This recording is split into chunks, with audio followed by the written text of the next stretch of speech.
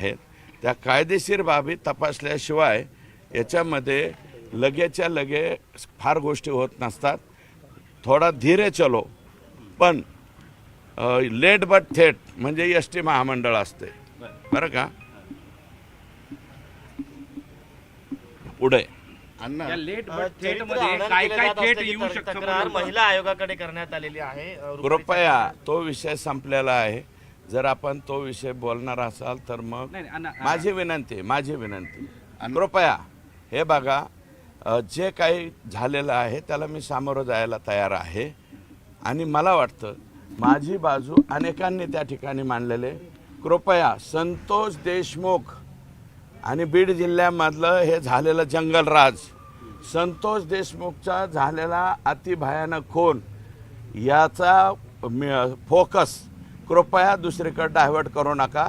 संतोष देशमुखचा खून प्रकरण आणि बीड जिल्ह्यामध्ये माजलेली ही जी दादागिरी आणि हे जे प्रकार आहेत याच्यावरती तुम्ही बोला. त्या प्रत्येक प्रश्नाचं सायंकाळी 5 पर्यंत मी उत्तर देतो. जे जे थेट बाहेर येईल ते स्वीकारणार आहेत आणि राज्याचे मुख्यमंत्री आहेत. ते राज्याच्या मुख्यमंत्र्यांना जेवढं कळतं तेवढं आम्हाला कळतं असं आम्ही म्हणू शकत नाहीत. का राज्याच्या मुख्यमंत्र्यांनी प्रॉपर्टीचा अटॅचमेंट चा निर्णय घेतला आहे?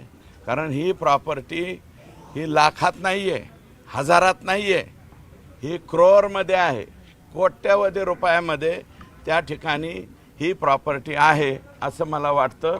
मी स्वतःच दाखवलेल्या प्रॉपर्टी आहेत. सिमरी, पारगाव, हे इथलं रसाळ म्हणून लोक होते, इथं मांजरसुंब्याला, ते दिघोळ जे तिथं आहे आणि एक 3-4 अकाउंट आहेत. ते अकाउंट मी सांगतो संध्याकाळपर्यंत किंवा उद्या सकाळपर्यंत. 3-4-5 अकाउंटवरूनच सगळे पैसे दर महिन्याचं ट्रान्झॅक्शन हे झालेलं आहे. कोणाकोणाला झालेलं आहे, काय काय झालेलं आहे, ह्यातले कोण कोण लोक आहेत जे सतत पगारदार नोकर आहेत का काय आहेत का कोणत्या वेगळ्या प्रकाराला हे पैसे जात होते आणि ते अकाउंटवरून गेलेले आहेत. ते अकाउंट नंबर, नावं, माणसं हे सगळं आता मी त्या ठिकाणी सांगतो. अण्णा, काल रात्रीपासून त्यांना अटक झाली वाल्मिक कराडला अशी चर्चा होती. त्याच्यानंतर पुन्हा सीआयडीने जाहीर केलं की त्यांना अटक किंवा ताब्यात घेण्यात. काय वाटतं अशा प्रकारचा संभ्रम हे बघा मीडियामध्ये असं काय आलं.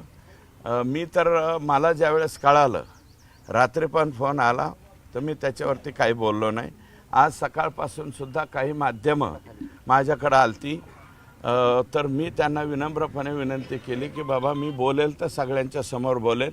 एका माध्यमाला बोललं तर बाकीची माध्यमं पण नाराज होतात आणि जोपर्यंत कन्फर्म माहिती CID कडनं येत नाही तोपर्यंत आका आतमध्ये गेले आहेत का नाही मी हे सांगणार नाही. चंद्रशेखर बावनकुळे आहेत, वक्तव्य असं केलेलं आहे की तपासामध्ये बाधा येईल असं वक्तव्य कुणी करू नये. अजिबात. माझे ते नेते आहेत चंद्रशेखर बावनकुळे साहेब, आमचे प्रदेशाध्यक्ष आहेत, राज्याचे महसूल मंत्री आहेत, माझे ते नेते आहेत. ते जे म्हणाले त्याप्रमाणे कुठल्याही बाबतीत अडथळा आम्ही आणणार नाही. अण्णा, एकंदरीत जर तपास चालला आहे, सगळ्या गोष्टी तुमच्या समोर दररोज येत आहेत, अपडेट होत आहेत, तुम्ही समाधानी आहात का तपासावर? काय 100% समाधानी आहे. फार यंत्रणा माननीय मुख्यमंत्री महोदयांनी अक्षरशः स्पीडअप म्हणजे 150, 200, 250चं स्पीड जे म्हणता आपण तेवढ्या स्पीडने लावलेली आहे. आणि मी अगोदरच म्हणलं की बकरी की माँ कब तक दुआ मागेंगी.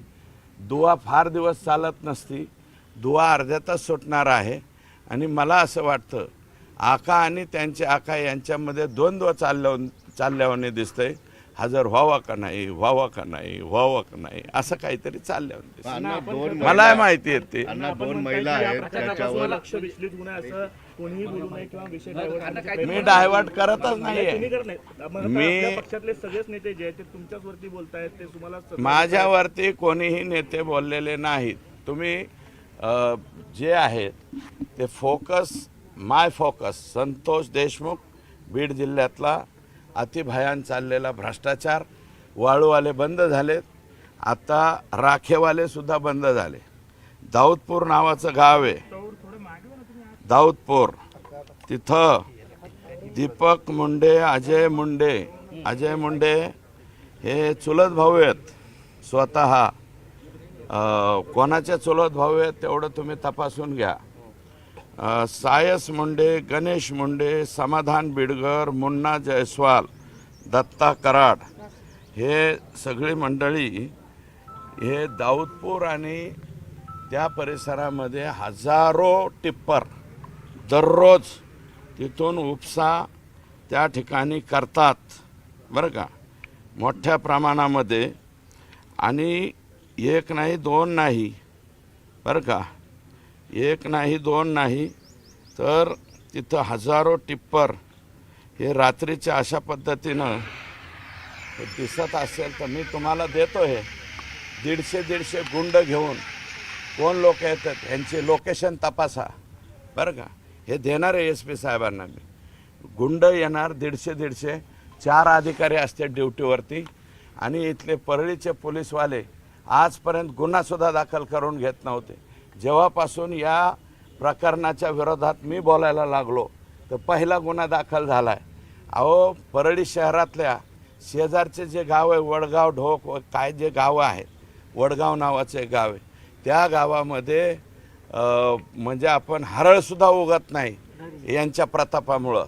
आणि तुम्ही माझ्याकडं एवढे बूम जे समोर ठेवलेत ना, एकदा 2 गावांना भेट देऊन या.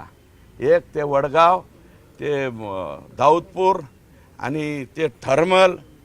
आणि परळी शहरामध्ये श्वसनाचे आणि त्वचेचे आजार किती लोकांना झालेत. लहान लहान वयातल्या पोरांना सुद्धा दमा लागायला लागला आहे. कशामुळं? कारण हे उघडी नागडी ती राख घेऊन जातात.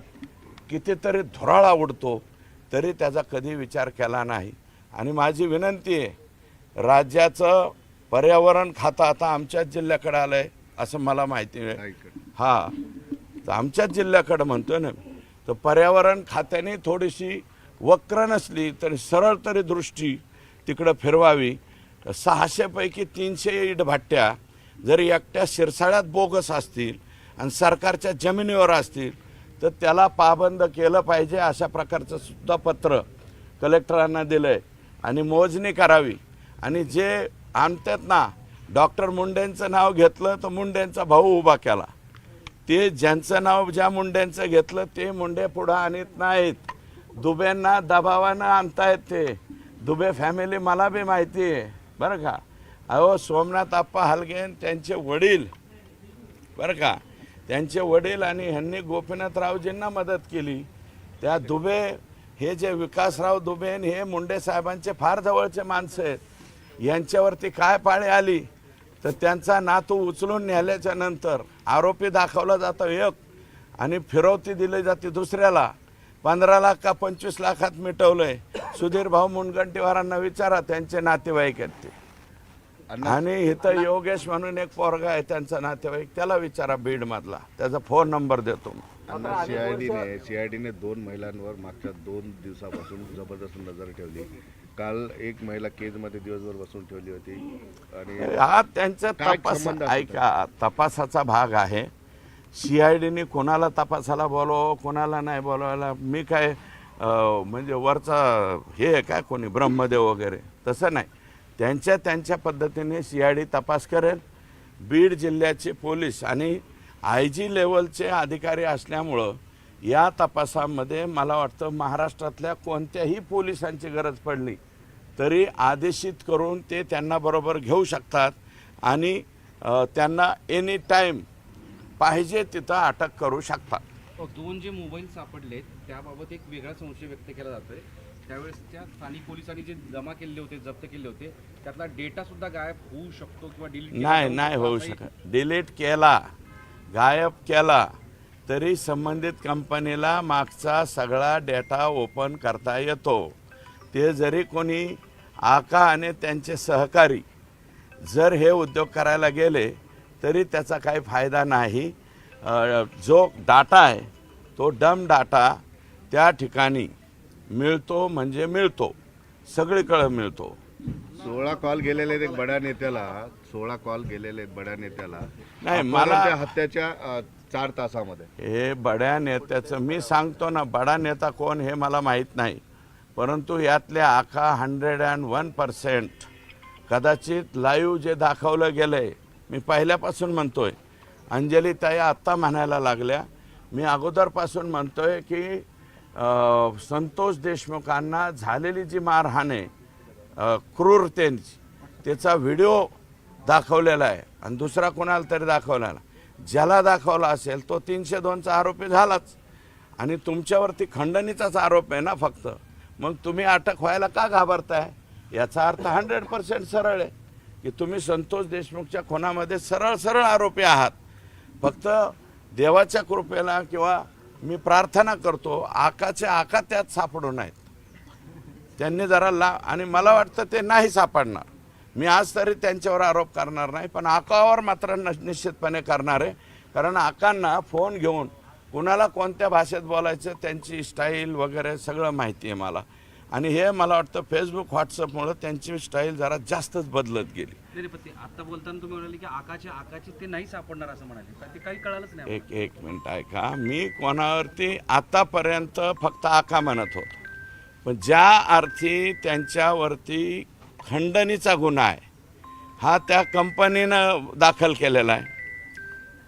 कंपनीनं कशाचा गुन्हा? त्यांच्यावरती 2 कोटी खंडणीचा गुन्हा दाखल केलेला आहे त्या कंपनी. असाच प्रकार O2 कंपनीचे बंडगर नावाचे अधिकारी सेम असाच प्रकार झालेला आहे यापूर्वी. त्याची तारीख वेळवार सगळं सांगतो मी, आत्ताच नाही सांगा, आका पकडल्यावर किंवा आकाच्या आधी बी सांगतो. मला जरा त्या अधिकाऱ्यांना विश्वास द्यावा लागेल. तुम्ही या टी व्ही पुढं बोला, घाबरतात लोक, हे उद्याच्याला आम्हाला मारून टाकतात का काय?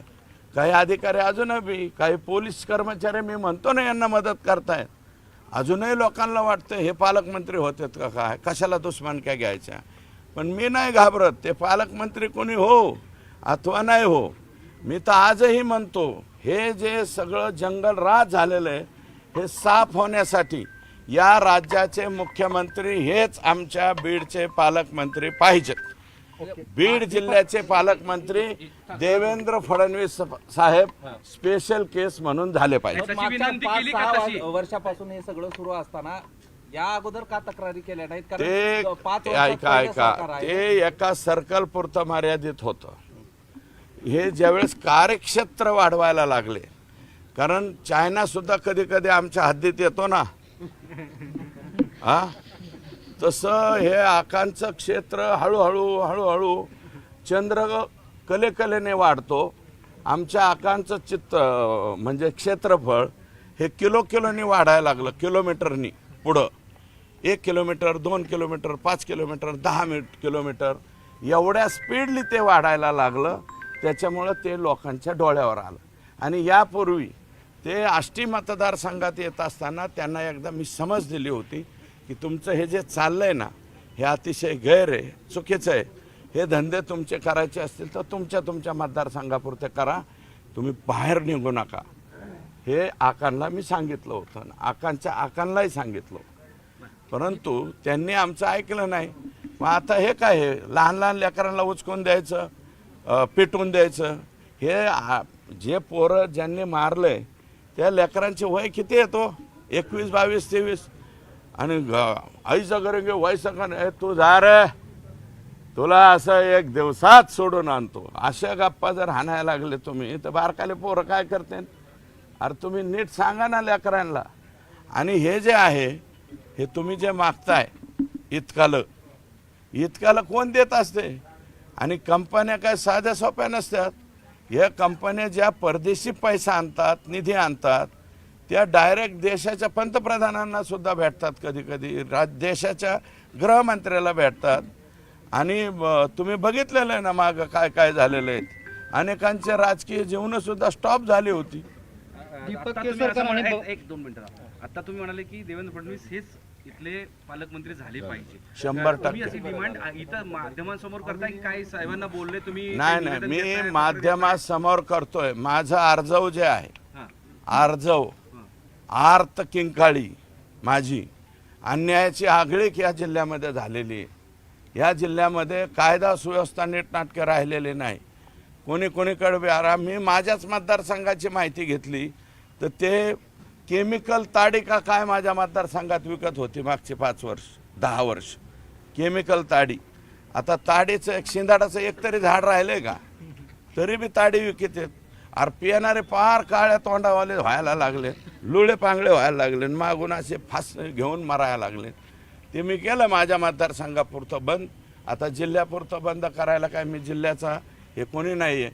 बाकीकडच्यांनी बंद करावा. माझ्या इथल्या हातभाट्या बंद केल्या, 2 नंबरचे धंदे बंद केले, DJ बंद केले बरं का. आणि जे हंटू भंटूवाले ॲटम आहेत त्यांचे वाढदिवससुद्धा मला खलास बंद. 307 फीट ज्यांच्यावर केसेस आहेत त्यांनी वाढदिवस साजरे करायचे नाही. यांनी मोठ्या जोशात वाढदिवस साजरे करायचे आणि बारकाल्या पोरांनी ह्यांचे आदर्श घ्यायचे का 307 वाल्यांचे? बीड जिल्ह्यामध्ये कायदा व सुव्यवस्था राहिलेलाच नाही आहे. म्हणून एक स्पेशल केस म्हणून मी आर्जव म्हणतोय, आर्जव आर्त किंकाळी किंवा भीक मागतो म्हणा, झोळी पसरून त्यांच्या पुढं भीक मागतो की आमच्या जिल्ह्याचे पालकमंत्री तुम्हीच व्हा, नका देऊ दुसरीकडं. विशेष बाब म्हणून ते एकदा विशेष बाब म्हणून गडचिरोली साहेबांनी घेतलेली होती. मला टेक्निकली सुद्धा माहिती आहे. मी 5व्या टर्मचा आमदार आहे. हां चला बोला आणखी काय. दीपक केसरकर आणि बबन तायवाडे बोलले की धनंजय मुंडे ओबीसी नेते असल्यामुळे त्यांना टार्गेट केलं जाते. कोण? बबनराव तायवाडे आणि दीपक केसरकर दोघं मिळून असं बोलले. मला नाही उत्तर द्यायचं. चला ह्याच्यात कुठं ओबीसी काय आणला हो? अण्णा माणूस गेलं कोणतं? अरे बाबा ओबीसीचं जरी गेलं असतं तरी आम्ही असंच बोललो असतो. इतक्याच पोटतिडकीने आम्ही हा प्रश्न मांडला. कुणाला पटतंय? कोणत्या ओबीसीला पटतंय का? काय दीपक केसरकर तायवाडे साहेब कुठले तायवाडे? हां तिथं लय मोठा झेंडा लावलेला आहे.